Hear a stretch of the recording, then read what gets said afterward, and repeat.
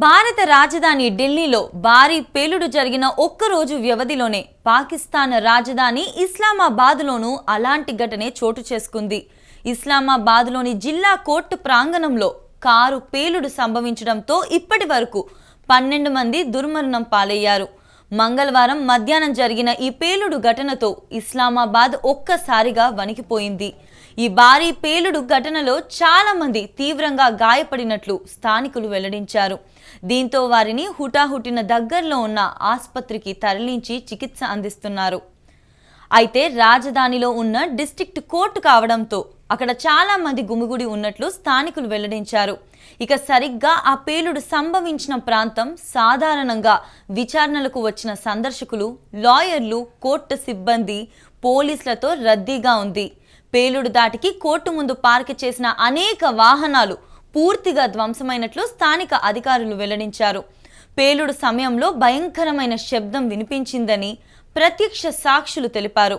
ఆ తర్వాత లాయర్లు, ప్రజలు ప్రాణాలు కాపాడుకునేందుకు భయంతో పరుగులు తీసినట్లు ప్రత్యక్ష సాక్షి అయిన ఒక లాయర్ పేర్కొన్నారు. ఈ ఘటనతో అక్కడ మొత్తం ఒక్కసారిగా గందరగోళం నెలకొందని, గేటు వద్ద 2 మృతదేహాలు పడి ఉండగా తను చూసినట్లు వెల్లడించారు. ఈ పేలుడు దాటికి చెలరేగిన మంటల్లో అనేక కార్లు అంటుకున్నాయని వివరించారు.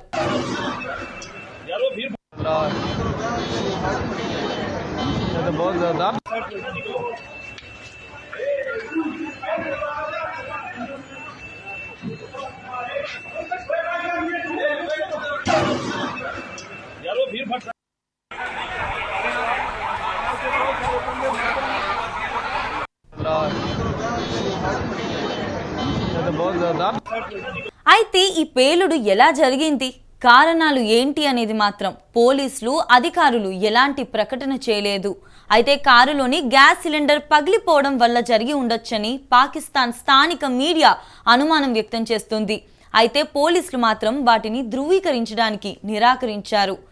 ఇస్లామాబాద్లో పేలుడు జరగడానికి కేవలం ఒక్క రోజు ముందు అంటే సోమవారం రోజున ఆఫ్ఘనిస్తాన్ సరిహద్దు సమీపంలోని ఖైబర్ పఖ్తూన్ఖ్వా ప్రాంతంలో పాకిస్తానీ బలగాలు భారీ ఉగ్ర కుట్రను భగ్నం చేశాయి. వానా నగరంలోని ఆర్మీ కాలేజీలో క్యాడెట్లను బందీలుగా పట్టుకోవడానికి 6 పాకిస్తానీ తాలిబాన్ మిలిటెంట్లు ప్రయత్నం చేశారు. ఈ ఘటనలో పాకిస్తాన్ సైన్యం 2 మిలిటెంట్లను హతమార్చారు. మరో 3 అదే భవనంలో నిర్బంధించారు.